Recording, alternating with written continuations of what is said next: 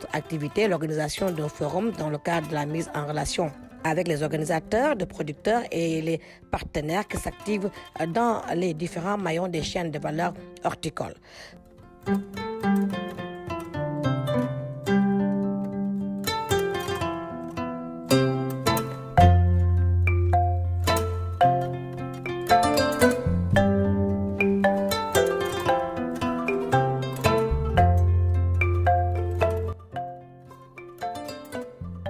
Première étape de ce forum, la région de Louga dans la zone des Niayes. lii lu rëy la ci Potou ndax ku wax Potou nga ne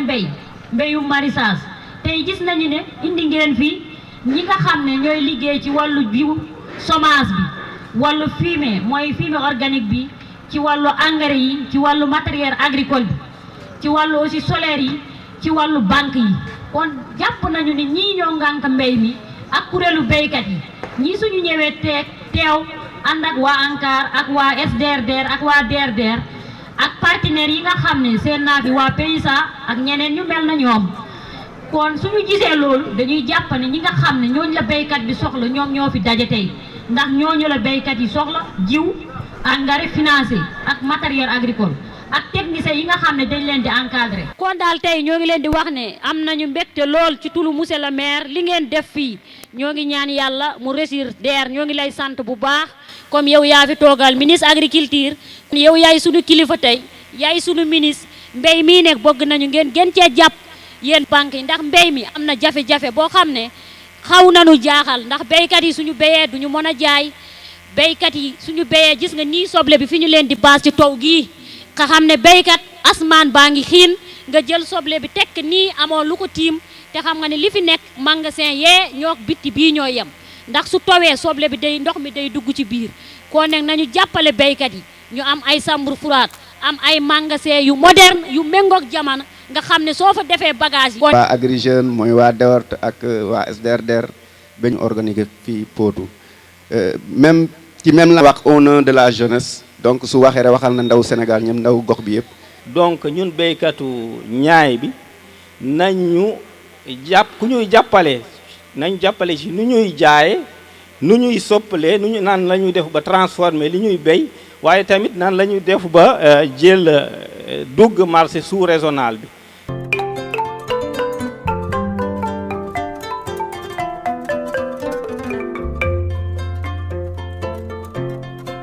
béykat yi seen jafe-jafe bari na lool ndaxte dañoo jël ay alalu jàmbur am ñoo xam ne dañu jël li ñu amoon lépp def ci tool yi def seen temps def seen lépp ñu béy ba ñoral am mënuñu jaay li si gën a bari nii instant dafa yàqu tax gisuñu ku ko jaay jafe-jafe bi ñu gën a am mooy jël alal bu dee sa alal bopp nga def sax amul problème mais alalu jàmbur bi nga jël te mënoo ko fay loolu mooy jafe-jafe bu rëy bu tenk tey béykatu Sénégal surtout ni zone Niayes ak surtout jeunes yi ak jigéen ñi sonn nañu lool te jaaxle te loolu ko waral. microdose nag dafa nekk benn technologie bi nga xam ne nii dañ daa ñëw fekk producteur bi ñuy bay ñoom dañuy wis engrais léegi wis engrais boobu nag bari na li muy yàqu suuf bi bari na tamit li tax ñuy def engrais bi ci muy gàncax bi du ko utiliser nu mu ko war a utiliser. loolu moo waral waaye FDC xalaat ba indi projet bi nga xam ne moom mooy dundal suuf waaye indi tamit technologie bi nga xam ne moom mooy microdose nag ni ñu koy utiliser mooy ni ñu koy wax ni ñu koy tuddee ci olof moom mooy comp maanaam dañuy jël engrais bi jël benn bouteille UV1 bu ñu jëlee bouteille UV1 kubéer gi nu mu toll noonu la ñuy natt ci engrais bi comme par exemple bu ñu jëlee tomate bu ñu ko repiqué ba 7e jour bi si la ñuy def suul engrais bi léegi bu ñu suulee engrais bi dañuy toogaat ba 40e jour ñu dolliwaat engrais bi ñaari yoon kese la ñuy def application microdose bi mais nag boo defee ñaari yoon application microdose boobu noonu li nga xam ne moom mooy continuer di jàppale gàncax bi pour que mu am développement bi nga xam ne moom moo koy tax mu am production rendement bu baax mooy application li nga xam ne moom mooy matière organique bi kon donc ñaar yooyu la ñuy associé pour que muy mën a jàppale baykat bi ba dina mën a économiser ci xaalisam la muy jëndee engrais fu mu daan defee 150 kilos léegi foofu 50 kilos kese la fay def waaye tamit dina ko jàppale tamit ci wàllu li nga xam ne nii moom mooy poosam li mu daan jënd li nga daan jënd si 150 muy ñetti saak léegi dina la économiser ba benn saak rek ngay jënd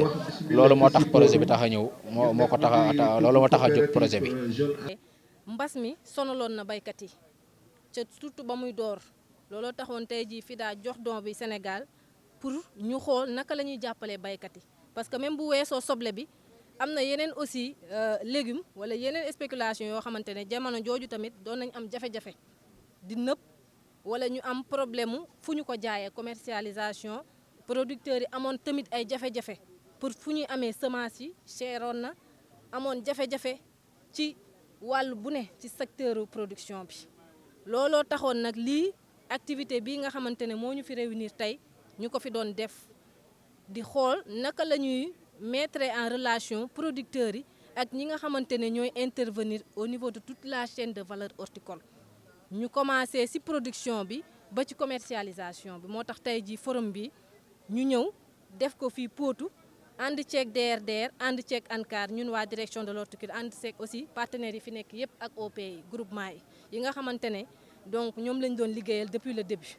ñu fàttali ni tamit don bi dafay intervenir au niveau de 8 régions suñu zone d'intervention ñoo ngi au niveau de la zone des Niayes au niveau des régions de Dakar Thiès Saint-Louis ak Louga bi nga xamante ne tey ñoo ngi fi ñëw ba Potou di fi def forum bi ñoo ngi aussi au niveau du bassin arachidier donc ñu ngi aussi Diourbel ñoo ngi Fatick ñu ngi Kaffrine ñu ngi Kaolack donc 8 régions yi ma lim yëpp activité bii ñuy def nii tamit dañ ko fay def tey la ñu démarré forum yi par Louga suba am nañ yeneen ñaari forum Kaolack ak Diourbel gannaaw suba amaat nañ ay forum Thiès amaat nañ aussi forum à Saint-Louis Kaffrine aussi am nañ fa forum ainsi de suite donc muy activité yoo xamante ne démarré na depuis te activité bu ci am à travers région yi c'est les mêmes activités qui se suivent lépp pour jàppale rek baykat yi ndax tey jii lëkkaloo bi yaakaar naa am na solo baykat yi ñëw gis fournisseur d'intrants yi waxtaan ak ñoom gis ñi nga xamante ne ñooy jaay matériel d'irrigation yi yaakaar naa loolu yëpp tey jii njëriñ am na fi lëkkaloo googu tamit tey am na fi tey jii ba ñu séddalee suñuy bouture patate douce séddale fi aussi suñu ay semences pomme de terre rek yooyu yëpp yaakaar naa tey solution rek mën na fi génn mise en relation bi ñu fi def rek tey am na solo weesu aussi ay activités yi nga xamante ne jot nañ ko fi déroulé lu ci mel ni ay formation li nga xamante ne tey jii li suite bi la formation sur l'approche CHEP loo xamante ne yaakaar naa suñu service technique yi xam nañ ko bu baax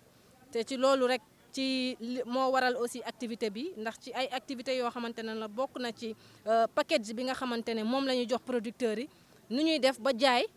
balaa sax ñuy récolter balaa ñuy bay. C'est par rapport aux besoins du producteur dans le cadre de la production. Parce que le producteur, peut-être, il a besoin de l'engrais. Il doit connaître quel est le fournisseur qui vend de l'engrais. Donc, c'est le producteur qui va, en ce moment-là, vers le fournisseur pour s'informer des prix. Voilà. Donc, en ce moment-là, il pourra commander à distance ou bien sur place ses besoins en intrants. C'est ça l'importance. Donc aussi, peut-être sur le point de vue commercial, ils peuvent dès à présent signer des contrats avec quelqu'un qui voudrait peut-être acheter de la production. Vous avez vu, il y a trop d'oignons ici. Peut-être ils n'ont pas étudié le marché avant même de produire. Donc s'ils avaient étudié le marché avant de produire, l'oignon ne serait pas là. C'est-à-dire les contrats qui ont été signés vont être, la production va être achetée par les fournisseurs ou bien les commerçants.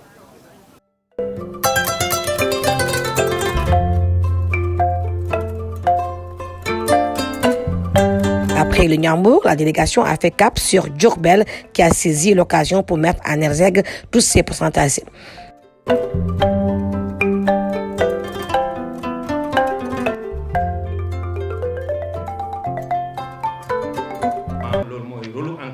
mooy assurer accompagnement des producteurs mooy taxaw donc baykat yi notamment les maraîchers ci vraiment seen activité en tout cas ci approche chaîne de valeur daal lañ ko mën a wax parce que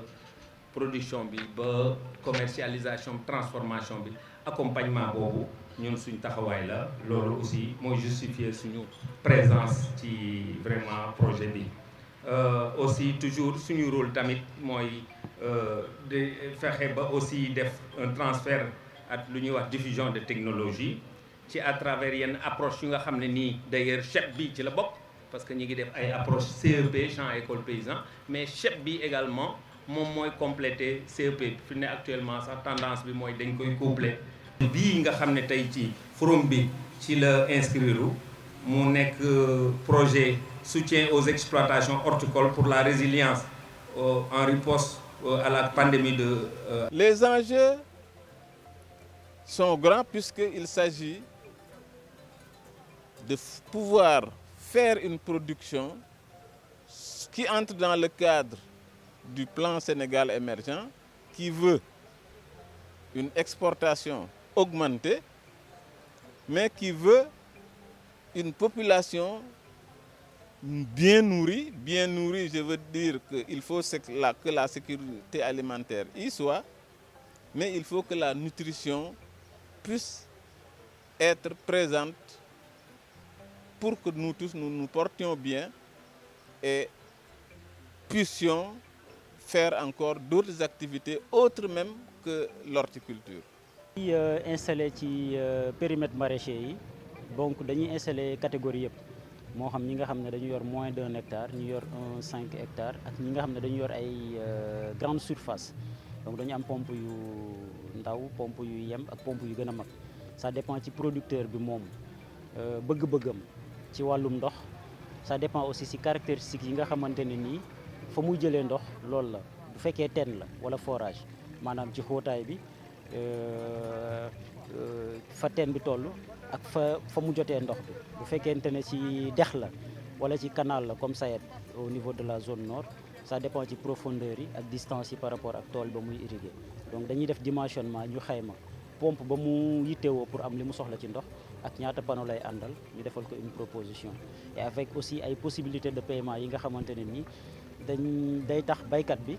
jumtuwaay bi nga xam ne bu fekkente ne dafa bëgg am jumtuwaay bu baax comme ñun yi ñu yor muy pompe Lorentz yi doon pompe yu garantie donc njëgg day xaw a metti tuuti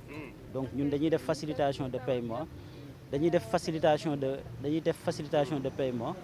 di permettre baykat bi mu joxe avance ñu installel ko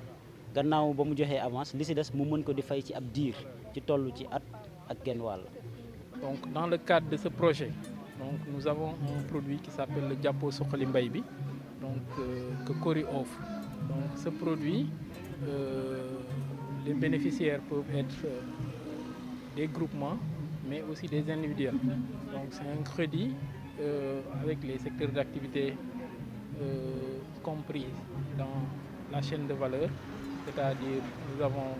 le financement pour l'agriculture sous pluie, la riziculture, le maraîchage et tout ce qui entre dans le cadre de la chaîne de valeur. La capitale du rail, zone horticole par excellence, a aussi accueilli le forum.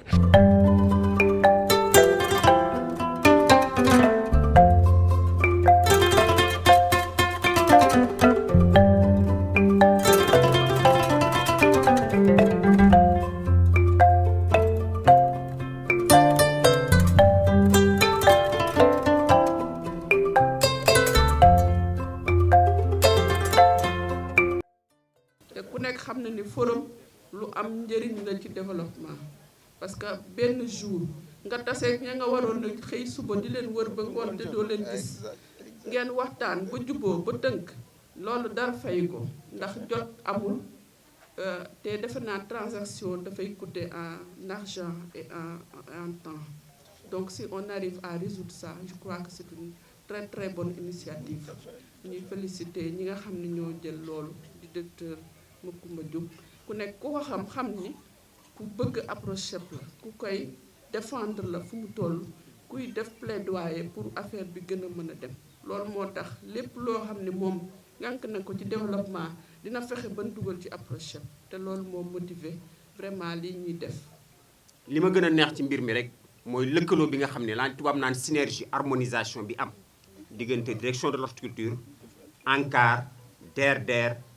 CHEP ak projet programme yi nga xam ne ñu ngi yëngu ci programme donc loolu lu am solo la te defe naa projet yeeg programme yëpp war nañ ci jël jàngat parce que dañuy wax toujours rek ni li gën a gàllankoor ñu ne suñu développement agricole mooy ñàkk lëkkaloo boobu te lii nag exemple la exemple d'harmonisation ak lëkkaloo bi nga xam ne vraiment nañu koy rafetlu encore une fois. Donc encore une fois vraiment maa ngi remercier di féliciter encore une fois la direction de l'horticulture à travers le ministère de l'agriculture bi nga xam ne am na initiative bi nga xam ne actuellement c'est devenu une réalité. te leneen li nga xam ne aussi am na ci solo dafa porter sur un sous-secteur boo xam ne moom mooy le pilier de l'agriculture comme je dis souvent le sous-secteur de l'horticulture moom mooy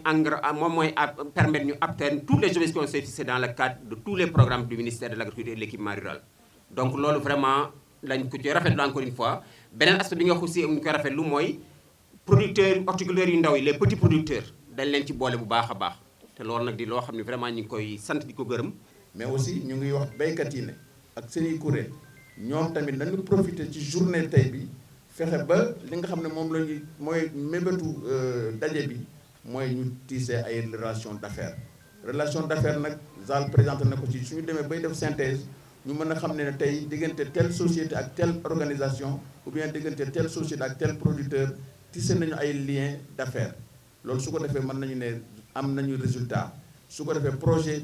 bi nga xam ne moo financé affaire bi dana mën a topp loolu suivre ko ba déwén suñu fi ñëwee ñu ne forum Thiès bi moo ñu permettre tey béykat ba ci Diogo mu am matériel agricole béykat ba ci Kayar mu am jiw béykat ba ci kii mu ainsi de suite gisuma fii nag ay stand commerçant yi xaw ma ndax kii woon nañu leen mais doon na baax ñoom tamit ñu su fekkee ne nekk nañu fi ñu ngi leen di sant di gërëm tamit ñu béykat yi organisation yi ñu jéem a seet naka lay mën a lëkkaloo ba suñu béyee ñu mën a jaay leen loolu tamit nekk na ay loo xam ne ñu ngi koy xaar ci daje bi. plutôt def présentation APMK APMK sigle bi mooy association des producteurs maraîchers de Kayar mu nekk association boo xamante ni fii dafay regrouper plus de 800 membres donc mu nekk association bu rëy boo xamante ni mu ngi juddu depuis 2001 association boobu nag ku nekk xam na ko ci wàllu filière pomme de terre. dañuy wax ni chaque année dinañu convoyer plus de 45 conteneurs de 26 tonnes mu équivaut à 1170 tonnes de semences de pommes de terre boo xamante ni ñu ngi koy emblavé presque sur une superficie de plus de 1000 hectares mu nekk association boo xamante ni si day xaar en termes de rendement si semence boobu chaque année 23 500 tonnes te dañuy wax ni la production la consommation en pomme de terre li nga xamante ni moom la ñuy dundee ci pomme de terre ci Sénégal day fa toll ci entre 7500 et 8000 tonnes ñuy gis ni Kayar à lui seul mën nay ravitailler tout le Sénégal pour 3 mois de consommation en pomme de terre. Baye Modou Ndiaye bi nga xam ne mooy président IGPM muy union des groupements maraîchers de Mewane Mboro ñuy ñaan tamit ñëpp defal ko ñaan ndax yaram bi dafa xaw a sutaate ndax fii moo fi waroon toog yàlla na ko yàlla saafara di jël rek ay kàddu cant kenn ku ne xam na taxawaayam moom ak IGPM taxawaayam ndax am na 4000 membres donc di am ay conteneurs 20 ba 25 conteneurs da koy am par année ci pomme de terre di ko joxe kenn ku nekk xamit résultats yi mu ciy génne ba moom mooy président filière boobu muy Baye Modou kon loolu résultat bu gàtt la rek boo xam ne liggéey na ko di sant nag bu baax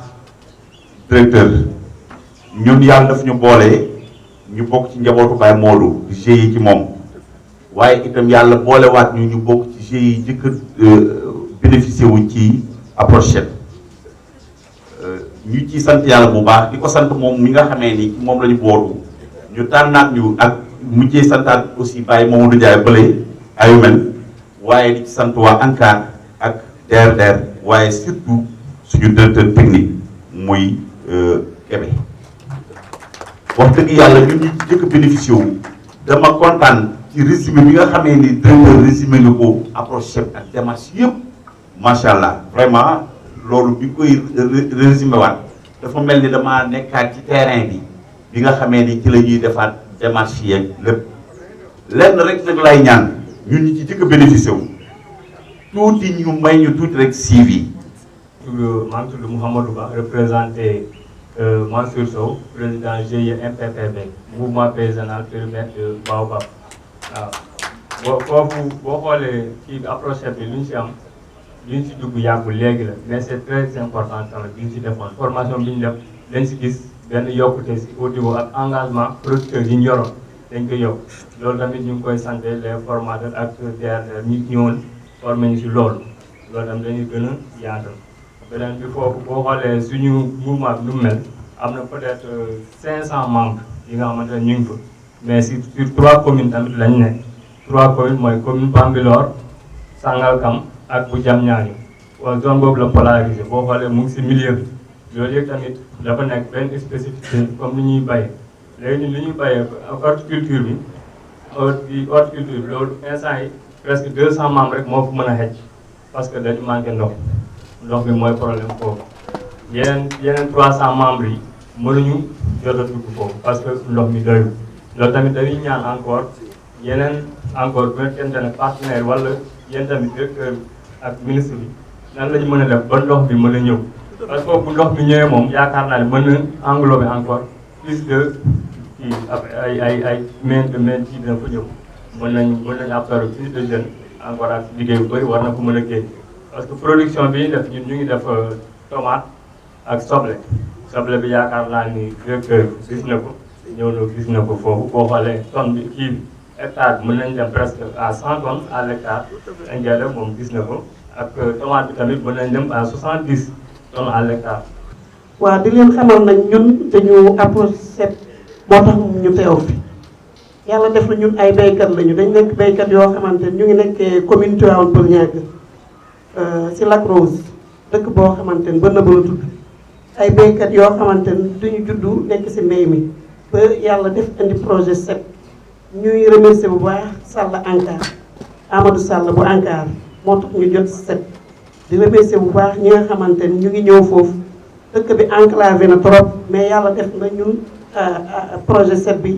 bénéficiaire lañu si projet set bi kontaan nañ si bu baax. pour les ñi nga xam ne ñoo exposé jërëjëf. tudd El Hadj Fall ñu ngi jiite GIE Océan Vert bu Pointe Sarène ci commune bu Malicounda lañ dëkk foofu lañ ne ñu ngi ànd ak délégation ñëw fii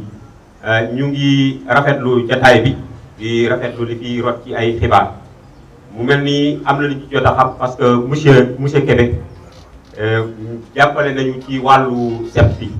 ndax moo tax ñu xam ko parce que Pointe Sarène zone bu enclavé la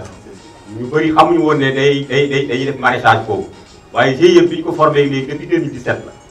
ñu ngi nekk ci membre plus de 150 membres ñu ngi liggéey mais malheureusement ñetti at yi passé yëpp dañu am déficit pluviométrique moo tax li mu waroon a liggéey yëpp mu xaw a am gàllankoor waaye am nañ yaakaar nawet yi ñëw nii am nañ yaakaar mu taw yu xaw a sakkan ñu ngi rafetlu nag ànd bi ñu ànd ak set ndax it liñ ci jot a bénéficié wu ñun xamuñu ko woon ñun boo xoolee kenn ñu gën a bëri ci ñun dañu nekkoon ay amateurs yoo xam ne dañu nekkoon suñu ko rek ci yëngu waaye bi set ñëwee xamal ñu ci yenn formation yi ñu jot a jaaral ak yi nga xamante ne moom la ñu defal ak li ñu jot a bénéficié wu ci wàllu ay engrais yooyu yëpp wax dëgg yàlla loolu dañ amuñu ko woon kon dañ leen di sant di leen gërëm. bu baax di leen sant souhaiter une bonne journée et une réussite aussi bien pour les producteurs que. ndox assainissement bu ñu utilisé ñu traité ko ak ndoxum forage ñetti lañ bëgg a boole ci zone des Niayes boo jëlee kaw Baobab am na station bu nekk foofu ci Diamniadio ndoxam ak ndoxu bu ñu nar a récupérer ci zone Kër Massar ak Thiaroye la ñu nar a utiliser pour leen rek mën a am ndox pour que waa Lendeng rek ñu ngi fi ànd naa fa ak waa Banque mondiale bu yàggul maanaam daal li mu ko wax mooy techniquement am na ay solutions yoo xam ne ñun ak waa DEBRELA bu ministère agriculture ñoo ko seet bokk ak projet boobu mu nar a door ñu fi yàlla bàyyee déwén xëy na sori na waaye jege na ci ku amoon jafe-jafe bu ko en perspective daal am na ay solutions yu nar a am wàllu ndox mi dina am fële aussi ci zone bayit yi demoon nañ foofu zone Doxop zone Diender defe naa yooyu site yooyu la ñuy jëloon ak fële wetu barrage bu Pancor fële mooy dem Mbour donc zone mu Sébi bi yëpp am na ay infrastructures yu ñu fa daan def yoo xam ne day téye ndox mi ndoxum taw mi ñu mën ko utiliser day taxit teen yi neccoon comme zone Bayti liggéey boobu lañ fa daan def am na boo demee Bayti ay cimetière teen la ay hectares yi arrêté nañu liggéey ndax ndox mi dafa daw donc système boobu mooy mën a permettre ñu am teen yi amaat ndox donc loolu ñu ngi ko door mu dul ñaari weer mais projet bu juróom at lay doon waaye am lu am solo lu ca naan pour loolu information la incha allah man nga wax Mansour ne ko mën nañ ci garder contact ak surtout Serigne Thiam bu direction horticulture Serigne moo ko yore donc ngeen taxaw moom ci topp bi daal fu ñu ci toll rek dinañ leen ko wax. am nañu wax it ci affaire intrant yi moom ñu ngi yaakaar ne ren tontu bi dina changé li ngeen daan wax mooy quantité bi moo tuuti ren nag programme bi ma doon wax léegi may ubbi baat bi am na jàppale bu am solo bu nar a jàppale ministère bi te ministre nangul na ma ni dina def horticulture priorité ci programme boobu pour engrais ak jiw pomme de terre ak bouture patate douce loolu daal am na ci yaakaar daal loolu daal mën nañu ko teg ci seen loxo que ne quantité bi incha allah ren njort nañu ne dina yokk ndax loolu programme bi ma wax mu ngi war a dañ ko war a valider fin du mois bi te bu ñu ko valider yaakaar nañ ne balaa ñëw dugg octobre daañu war a mobiliser moyens yi pour que quantité yu am solo yi ñëw dig ñu mën koo jot waaye daan ngeen xam ni li ko gàttaloon rek mooy quantité yi doon jox horticulture da ngeen yàgg ci dégg ma koy jàmbat ba ministre su ma commencé wax àndal rek day ree dama sa gars yi daal yaa leen di soxla ndox avocat ma ne ko waaw noonu waaw incha allah daañu ci taxaw daal bu soobee yàlla am na ñu tudd aussi affaire coût bi coût engrais bi moom xam ngeen ne fépp la subventionné nañ ko 18000 lay nekk benn bi dinaa urée bi la yeneen yi du ko mat mais ba léegi nag c'est un peu plus cher que daaw mais nag ba léegi nag joxuñ leen prix yu njëg li njëgu marché bi état bi subventionné ci lu am solo 41 milliards lañ def ci engrais ren 41 milliards kon loolu ñu xam ne it ay jéego dina ci am microjardinage bi waa Kër Moussa wax nañ ko d'accord loolu dinaa informé ñu gàtte contact bi naa leen boole Babacar Diop mooy coordonnateur bi ma dégg programme boobu incha allah dañ leen jox ay table ak ay bac poulailler dañ leen mën a dimbale comme xam na accès à la terre daf ko nekk problème kon daal def naa tomb yi laa ci bëggoon a tudd waa Ngaparou ko am nañ tool léegi mënees nañu leen tàggat ci mbéyum léegi bonne formation mën nañ ko def on a fi jokkoo ak madame Dramé daa leen mën a programmer ay formation spécifique comme ñu ngi soog a am tool pour ñu jàppale leen pour ngeen mën a béy. Je dirais que le forum vraiment est très important pour nous parce que du fait que nous avons toujours le besoin d'aller chercher ailleurs. Par exemple, les fournisseurs tels que l'engrais, les matériels du moins que nous avons besoin pour faire la transformation. Donc tout est réuni ici. Je pense que le forum est vraiment très important pour nous. Au lieu d'aller, par exemple, chercher... L'objet de la rencontre d'aujourd'hui, donc, c'était de montrer le cas d'école avéré et achevé que constitue l'approche CHEP pour une agriculture, mais plus particulièrement une horticulture performante, c'est-à-dire compétitive, mais aussi productive, parce qu'il y a les services techniques dont je viens de parler, assurent le renforcement des capacités techniques. Donc vous produisez beaucoup avec la qualité et vous avez un marché. C'est ça l'approche que la direction de l'horticulture et de l'ANCAR promeuvent depuis, on va dire, un peu près de 7 ans. C'était avec un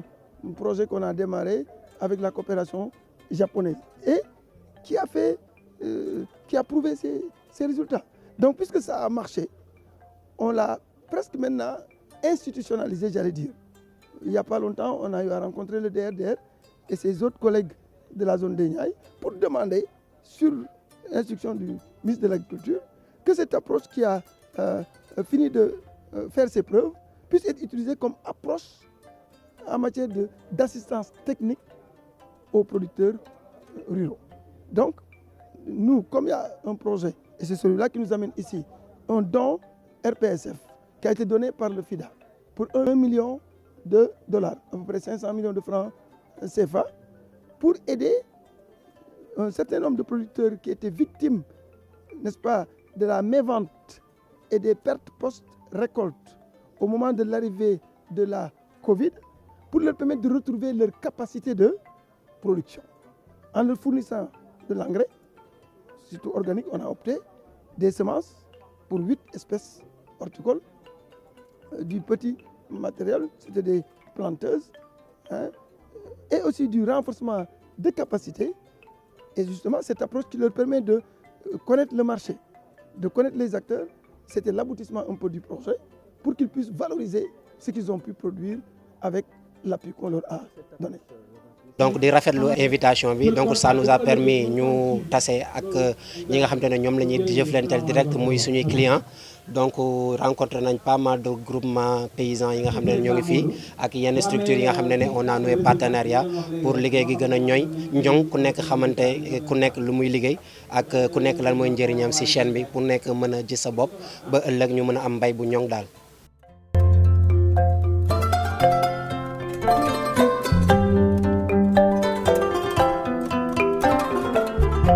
Dernière étape, la région de Saint-Louis, où les acteurs ont établi des relations d'affaires afin de combler l'écart d'information.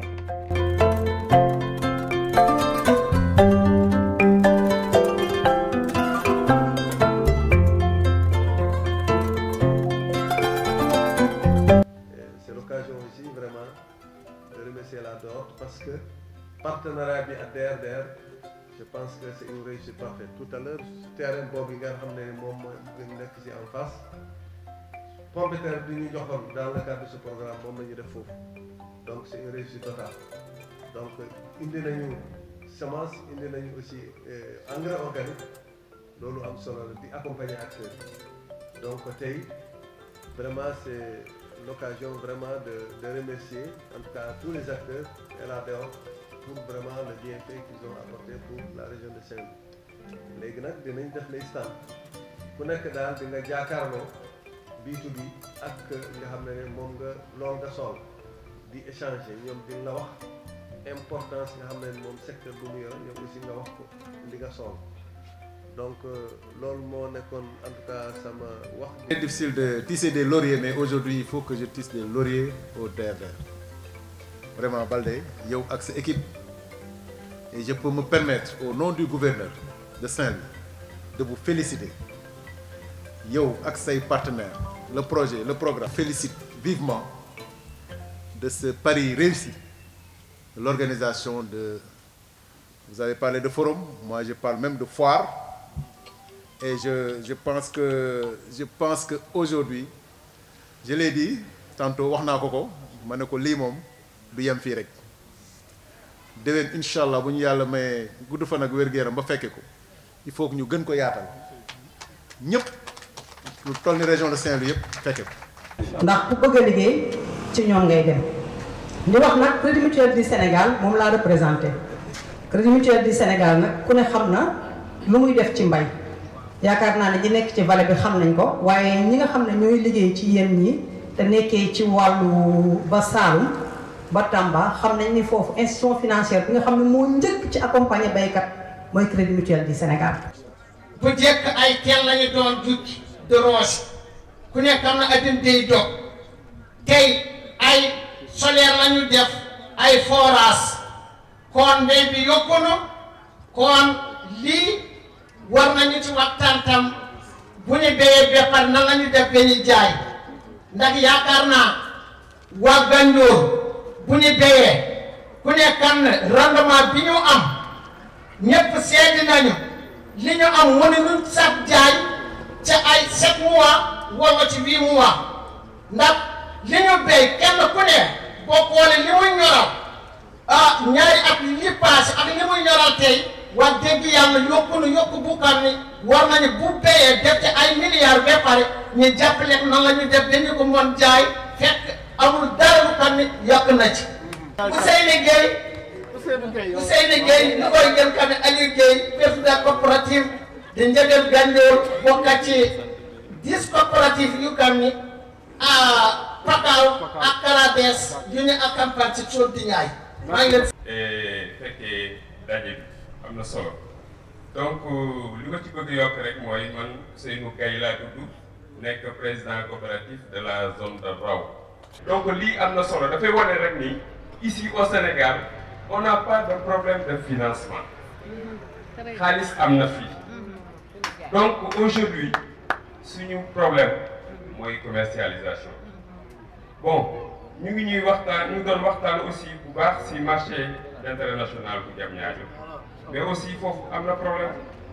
parce que producteurs yi nekk fii au nord bu ñu bëggee jël seen produit di ko yóbbu foofu dafa am ci laxu yu bare xajul fi ci jotaay mais di wax rek ne nañu dimbali ba zone bu nekk mu mën a am chambre froide. ñun mission bi nga xam ne jox nañu ko mooy fexe ba wàññi importation bi nga xam ne mooy jéggaani ceeb bi état du Sénégal di jéggaani loolu nag mooy man bëgg cee bay suñu wàll loolu nag ni ñu ko bëgg a defee mooy fexe ba yokk rendement yi fexe ba yokk production mais également fexe ba gunge baykat yu ndaw yi bañ mën a yokk seen koom-koom fexe ba créer aussi ay opportunité de marché comme ni ñu ko defee tey ba bu ñu bayee aussi ñoom ñu mën a am fu ñu jaayee seen donc yaakaar naa ni buñ ko àndee ak ñëpp kenn ku ci nekk li nga xam ne mooy sa warteef ñi war a def aménagement def ko ñi nga xam ne ñoo war a produire ay semences ñi waa ISRA muy semence yu mucc ayib ñu def ko structures yi ak projets yi nga xam ne ñoo ñëw war a def encadrement war a def renforcement de capacité ñooñu ñëpp bu ñu àndee booloo yaakaar naa ni bu ko defee yàlla mën naa dogal autosuffisance alimentaire boobu nga xam ne ñu ngi koy wax boobu léegi ñu mën a dem ba egg. Dans le cadre des échanges, des problèmes ont été soulevés. Par exemple, le problème du canal de Gandiolé, il y a également le problème de salinité, mais également la disponibilité des intrants. Et tout ça, c'est des problèmes qu'on a enregistrés. Et donc, on va essayer de voir comment, avec les parties prenantes, avec ceux qui sont vraiment les cibles, comment trouver des solutions idoines pour faire face vraiment à ces problèmes-là. Parce que ce qu'on a constaté, c'est que l'agriculture, c'est l'alternative. Et il faudrait qu'on va vers vraiment la sécurité alimentaire. Et ça, on ne peut pas le faire pour retourner sur la terre et donner tous les moyens nécessaires pour arriver vraiment à ce ñëwoon fii tey ci Kaolack pour def lu ñu naan forum des rencontres. forum bi dafa nekk benn étape ba nga xamante ne moom tàmbali woon nañ ko ak producteurs yi mooy formation ci approche CHEP. approche CHEP moom dafa ñëw pour dimbali baykat bu ndaw bi mu changer comportement ba nga xamante ne da koy bayee léegi bëgg nañ baykat bu ndaw bi moom laataa muy bay sax mu jaay léegi nag léegi pour mu dot loolu il faut que mu am ay pàcc yu bari xamante ne war na fa jaar forum bii nag dafa bokk ci partie ba nga xamante ne bu essentiel ba nga xamante ne moom moo nekk ci approche CHEP bi léegi nag moom li ciy xaar mooy baykat bi ci boppam dajeek yenn acteurs yi nga xamante ne ñoom mën na ñëw faciliter liggéeyam mooy maanaam ñi nga xamante ne dañuy jaay jiw bi ñi nga xamante ne ñoom ñoo yor assurance yi ñi nga xamante ne ñoom ñoo yor banques yi bépp acteur ba nga xamante ne moom day yëngatu ci wàllum chaîne de valeur ci horticole bu ko defee baykat bi dina ko mën a permettre mu sëkk ak moom ay relations yu étroites yu permanent yi nga xamante ne moom à chaque fois nañ mën a lëkkaloo pour gën a mën a jëmmal seen liggéey bu ko defee ñu gën a mën a atteindre seen objectif. kii étape la ci projet CHEP te projet CHEP moom bu mu doon ñëw Sénégal en 2017 dañ ko réservé woon uniquement dans la zone des Niayes mais ci deuxième phase bi app nañ pour gën koo yaatal ci Sénégal yëpp ñu mën faa dem d'ailleurs sax commencé nañ ko parce que comme lu mel ni yenn projets yi lu ci mel ni projet Agri Jeunes dañuy commencé dem seen zone d'intervention yi da nga xamante ne génn na zone des Niayes maanaam dugg na ci zone vallée zone bassin arachidier wala Sénégal oriental yëpp ñu ngi fay commencé dem di fa diffuser genre approche yi nii pour mu laal Sénégal yëpp kon app nañ kon ci deuxième phase approche CHEP bi kon nii mën nañoo jàpp ni que ni mën nañoo def genre session de formation yi wala genre type de rencontre yi comme forum des rencontres ñu mën koo def ci territoire national yëpp. muy forum boo xamante ne direction horticulture moo ko organisé invité ci nag région Fatick ak région Kaolack ak partenaires yëpp yoo xamante ne ñooy yëngatu ci wàllu agriculture ci région bi rawatina banquiers yi maanaam financiers yi ak opérateur de marché yi jaaykatu intrants yi ak assurance agricole ak ñeneen ñoo xamante ne ak organisation producteurs yi pour que au moins tey mu nekk rencontre boo xamante ne B2B lay doon ñu weccante xalaat jël ay contacts échanger ci wàllu développement agricole bu région Kaolack. mais lu ko gën a wund mooy FIDA xam nga dafa am lu ñu naan Covid boo xamante ne moom la ñuy xaw a weesu nii dafa seetlu woon ne exploitation horticole yu bëri yoo xam ne ñu ngi ci yenn réew yi mot na juróom fukki réew ak juróom-ñeent woon ne exploitation horticole yu bëri yoo xam ne ñu ngi ci yenn réew yi mot na juróom fukki réew ak juróom-ñeent Covid bi daal dafa gàllankoor seen liggéey léegi nag mu jagleel benn don boo xamante ne moom la ñuy wax RFPS boo xamante ne ci réew yooyu la ko jagleel wékku ko nag ci Agri Jeunes benn projet bu ñu naan Agri Jeunes ak Padayer bu nekk Tamba. léegi nag interlocuteur yi mooy direction horticulture bu nekk ministère de l' agriculture et de l' équipement rural don boobu nag dimbale na béykat yu bari ci wàllu jiw pomme de terre jiw semence légumes ak également ci wàllu engrais organique loolu daal mooy mbébétu tey bi tey nag benn rencontre bi ci fu ñu ko jukkee mooy benn approche bu ñu naan CHEP ci approche bi dafa bëri ay ponk bii nag mooy ponk forum des affaires donc mooy permettre acteurs yu nekk ci développement horticulture yëpp ñu daje parce que CHEP lu mu taxawal mooy nga xam déjà fi ngay jaayee wala boog nga jaay ba noppi pour loolu nag dafa laaj nga xam kiy jënd lu mu bëgg nan la ko bëggee ak kañ la ko bëgg boo xamee loolu nag da nga war a xam ban façon jiw ngay am xam foo koy jëndee par exemple mën naa laa wax ne man li may bëgg wala li may jënd du laal engrais chimique par exemple war nga xam fan la engrais organique di jaay yu mel noonu léegi nga xam ki koy jaay fan la nekk xam ki lay lebal aussi nu mu lay lebalee xam assurance bi nu muy doxee nga mën a daal fexe ba ñëpp ñi nga xam ne ñoo la mën a jàppale ngir nga bay lu baax bay lu am solo loo xamante ne nit ñëpp nañ ko bëgg nga dajeek ñoom mën a waxtaan ak ñoom jëlante ay contact ba ñoom ëllëg loo soxla rek ñu nga mën ko jënd ci ñoom mën a dem bayi ki nga xam ne aussi mooy jënd nga mën a dem nga mën a jël ay contact